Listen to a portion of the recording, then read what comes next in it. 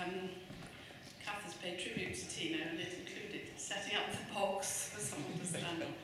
Good evening, ladies and gentlemen, distinguished guests, friends and family. Thank you all very much for coming. Let me also begin by thanking Kath Ranson, who has been the president, as we've heard, in our centenary year of 2014. Kath has been a truly dedicated and committed president. And she has told us about her travels, but actually she maybe didn't say that she's given 80 presentations, travelled about, well, we differ on figures, but about 25,000 miles, we think, during her year. Oh no, I forgot America. Sorry, Kath, I only got Australia in. She's told us she's been to Australia, America, Hong Kong, all the regions and nations of the United Kingdom and Ireland. So thank you. And let us not forget that Kath starts her travels with a 6-hour journey from her home in West Wales just to get to London. Every Friday, the presidential team has, and it's the officers of the RTPI, have a teleconference. And I can honestly say that I don't think that Kath has ever telephoned us from her home or her office. She has always called in from station platforms, trains, lay-bys, from very remote lanes in mid-Wales last week. She got a signal. And so Kath has worked incredibly hard this year, raising the expectations of our members and also raising the bar very high. And I would say a daunting task for the incoming president. I know you've had a wonderful year, Kath, so thank you very much indeed from everyone, from all the members of the RTPI, for your devotion to our institute. Thank you very much.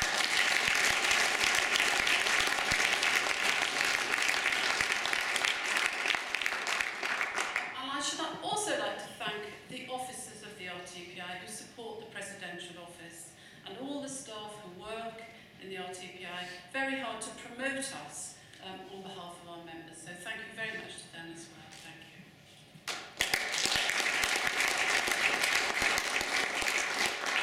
But it's a great honour to be elected as president of the Royal Town Planning Institute for 2015 at the start of another century of planning.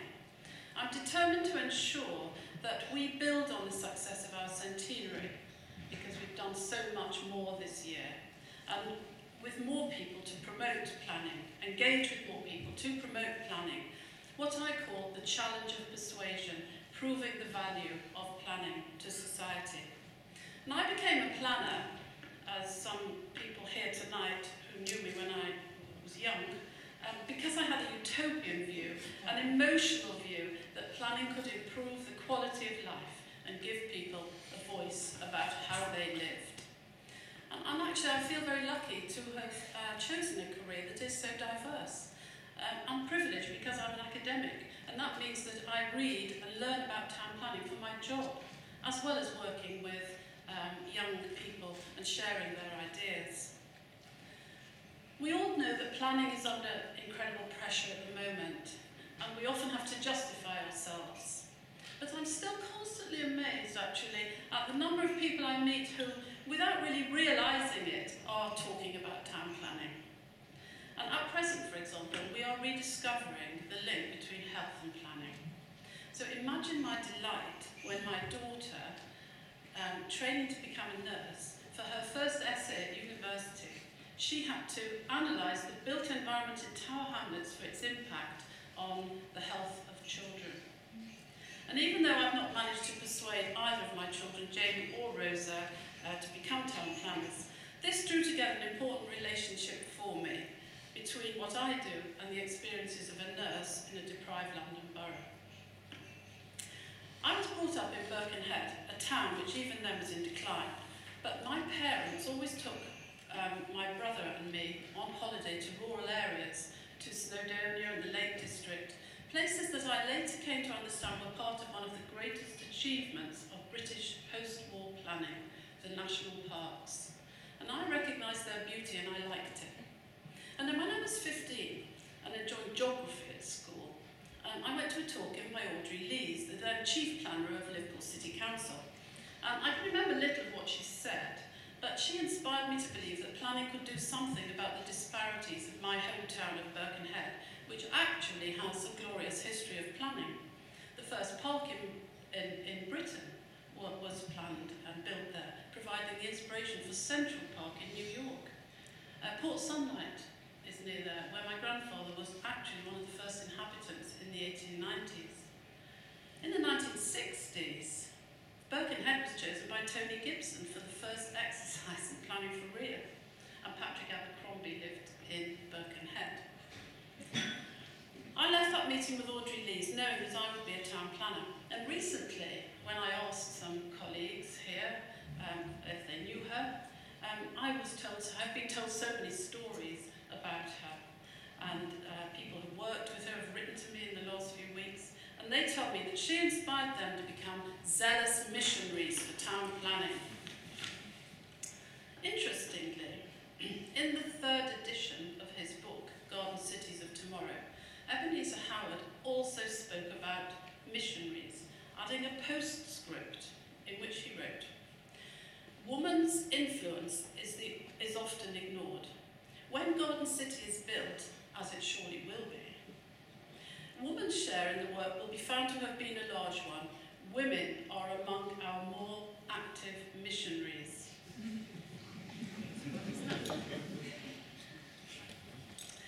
So maybe his predictions are coming true. In 2015, 4 of the built environment professions have female presidents, and I welcome some of them here this evening.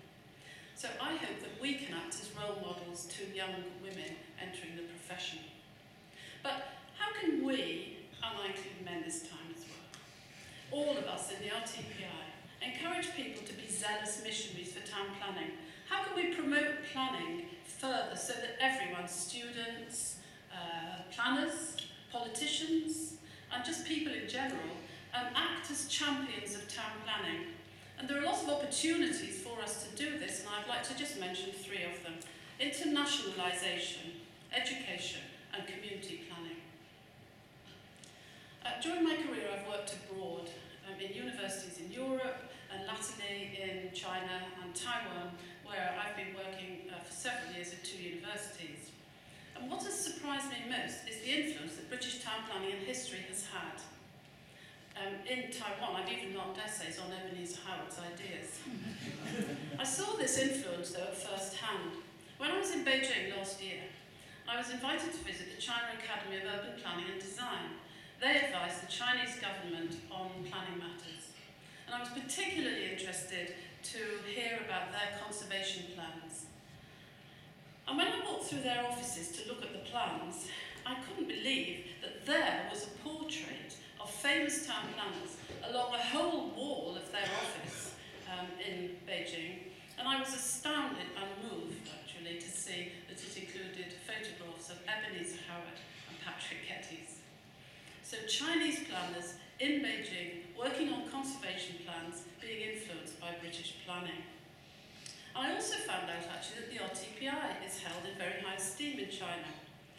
In November, on behalf of the Institute, and by invitation from the British Embassy in China, I visited Chengdu with some other colleagues to join a trade mission to promote British consultancy in urban planning, and they particularly wanted us to promote ideas about garden cities. There are huge differences in scale between us and China. Of course, I've never seen scale like it. It shocks me, surprising. But what I found out was that we're all working on very similar issues to provide livable places, sustainable housing, better public transport, and a fair distribution of public services. So it wasn't the design either of garden cities they were interested in, but the economics of them. The financial and land arrangements in the early garden cities, how to capture the value from land for the good of the community, and that's something I'm particularly interested in. So this meeting with so many British planners alongside so many Chinese planners made me realise that there are still many international opportunities for the RTPI, not least of all to increase membership. And this brings me on to my second point, education. I spent a large part of my career working at the University of the West of England, in Bristol, and I'm often asked about planning schools when I'm abroad. How do we maintain and uphold such high standards in planning education? And my answer is partly the RTPI, because I see it as one of the main roles of the RTPI to ensure and guarantee the future of the profession through the accreditation of planning schools and in cooperation with universities on research. But despite all this acknowledgement of our history as far afield as Beijing, and despite an almost daily mention of planning on the radio and telly, nevertheless, there is a real crisis in recruitment of planning students to UK universities. For nearly 20 years, there's been a downward trend in undergraduate numbers, with the most marked drop in home students. And in some universities, international students outnumber home students. But this means that many graduates from British planning schools return to their home countries to work, wherever that might be. And I met many in China, and they're eligible to become members of our institute. So we should explore the opportunities of working with these planners as a starting point through universities and British consultants with international offices to recruit more members to the RTPI, and I hope to do some of this during my year as president. And if working abroad doesn't interest graduates, then there is plenty of really thought-provoking work to do in the UK. We need to engage young people, I think, to help them see that planning is relevant to them, that a lot of the issues that young people are worried about really are about town planning. Just excuse me for 1 minute.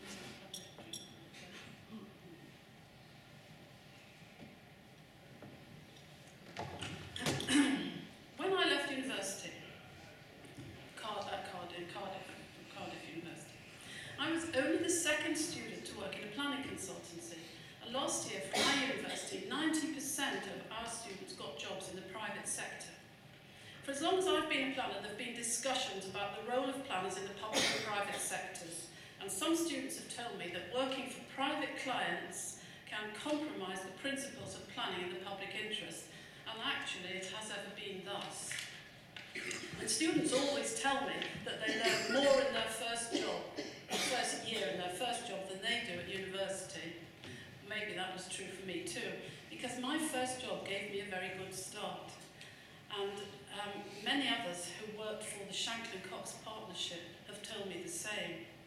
And since the publication of the planner last week, I have received so many letters from former Shanklin-Cox colleagues who have gone on to do some really great things, including being members of, being the president, actually, several presidents of the Institute.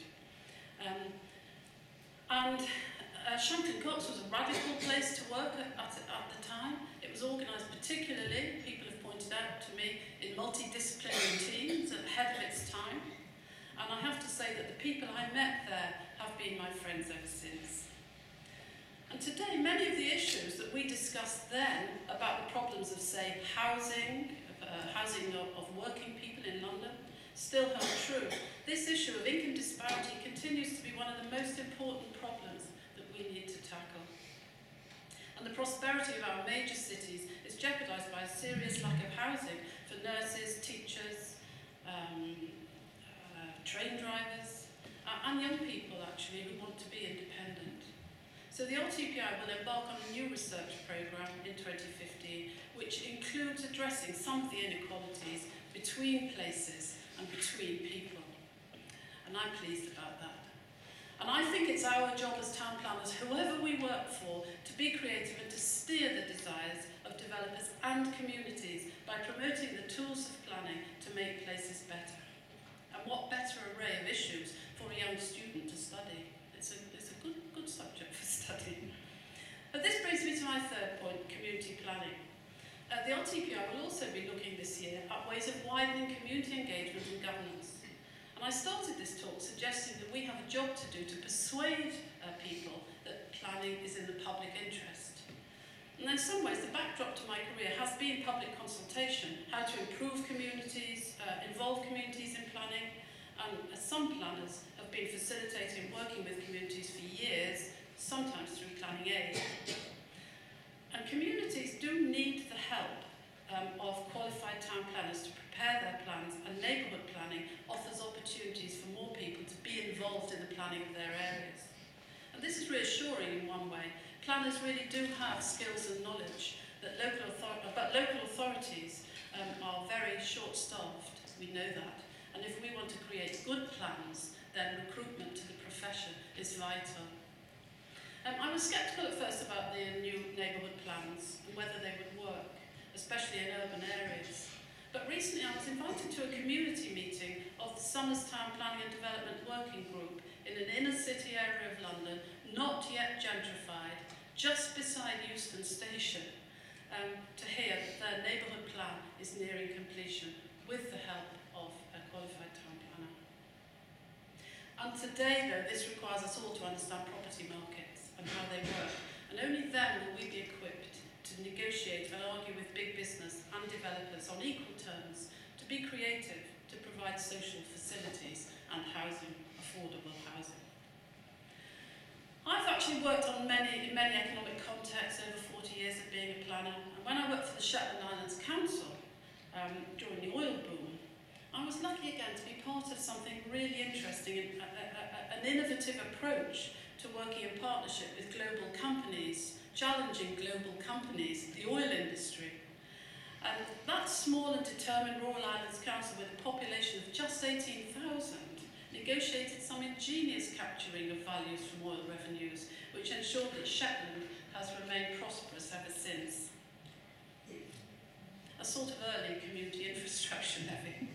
And by the way, there were only 4 planners working in that office in 1976, and 2 of them, us, were graduates.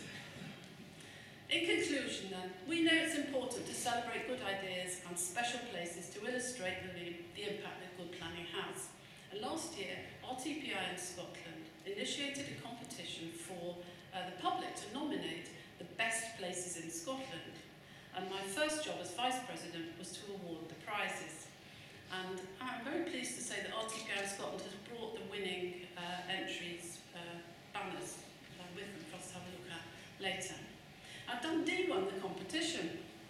And not for what exists now, but for the hope and ambition that the new plans for Tayside give to the city of Dundee. In other words, people recognise that good planning could create good places to live. And this year, during my presidency, I'm very happy to announce a new competition for England's best places.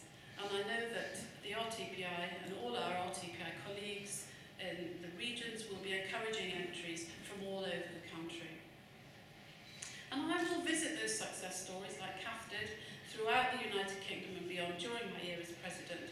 But I hope to gather examples of excellent planning to commemorate my year, to pass on to the next generation in Britain and overseas in my teaching. And I always say, warn maybe, new students on their first day that once you're planning, you're always a planner, wherever you are. Whether you're on holiday, flying, one of the best things you can do is looking out of the plane window and seeing how places are planned beneath you, walking to work, always observing the environment and working out what would make it better. So your work becomes your hobby, and I would say that for 40 years my work has been my hobby. I want to thank everyone for their support, especially all those of you, many here this evening, who've helped me on my way to becoming a planner. And those of you who've given me the ambition and drive to take on the job of President. And a special thanks, of course, to all those members who voted for me to be President in 2015. There's just one last thing I want to say to young planners. Be radical in your ideas, like the earliest and most successful planners of 100 years ago. You're the policymakers of the future, and you don't need to follow the status quo, but challenge it. The future of planning is in the hands of our young planners, and we must do all we can to make planning an attractive career option for potential students. Thank you all very much.